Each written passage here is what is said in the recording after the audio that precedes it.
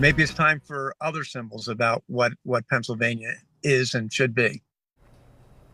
All 50 states have a state flag set to represent and symbolize the land that it flies over. Pennsylvania, of course, is one of those states with a flag. Yeah, and that design's been a staple of the Keystone State for more than 100 years, long time. But one state representative in Harrisburg thinks it's time for a change. News 8's Tasmin Mahfouz is here with news that's making its way up the flagpole, so to speak. Right.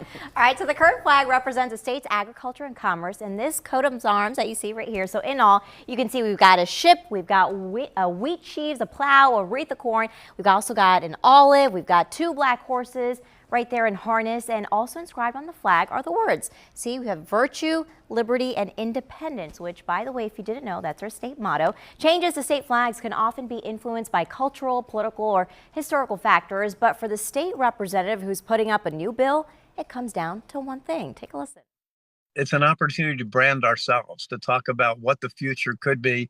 It's absolutely symbolic, but I think it's time for Pennsylvania to renew its vision. And this would be just one step to let people know we can do it. It's emblematic. It's a symbol of saying Pennsylvania's changing, that we can look ahead, that we can build a vision that's good for everybody. So that's Joe Webster, a Democrat from Montgomery County to our east, calling for the flag's design to undergo some kind of change. To that end, he's putting up a memorandum to redesign the state flag and establish the Pennsylvania State Flag Commission to study the history of the flag and gather design submissions. He's citing the North American Vexillological Association as a code to follow, as they have 5 principles of a good flag. In case you're wondering what makes up a good flag, let me tell you, keep it simple. Use meaningful symbolism. Use 2 or 3 basic colors, avoid lettering or seals, and be distinctive. Now, Webster says that the current Pennsylvania flag doesn't embrace those principles. As for where it came from, if you're also curious, this design dates back to colonial times based on the coat of arms created in 1778. And then in 1907, the General Assembly passed a law to standardize the flag, requiring a blue background that matches the U.S. flag. But Webster told us that if you look at the flags compared to other states, it's just another seal on a navy blue background and can't be picked out as easily as the California or Texas flags could. So as for what he sees as a potential new design, he says he'd draw inspiration from the Commonwealth's nickname. It's really important to bring Pennsylvania together.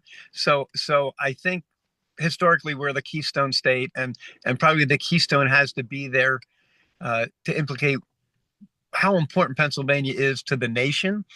But I think the symbols internal, I think, you've got the historical perspective of Philadelphia, whether it's the Liberty Bell or something like that. You have the heart of our Commonwealth, which is rural, and it's about farming and agriculture. And then you have the western side, which is, whether it was Steel City or just the hardworking, the grit of Pittsburgh and that surrounding area. I think there's a lot of symbols that we could play with. Yeah, so we should note Webster has tried this once before, actually in 2023, but that memorandum didn't wind up going anywhere. So as for why he's trying again, he's hoping a redesign would be done in time for America's 250th birthday, which, by the way, is next year. And to establish that commission, it would eventually have to be brought up to the House floor, something that we don't have a timetable for. So for now, the coat of arms design will stay put in our skies, but we'll keep an eye on whether or not that's set to change. Back to you guys.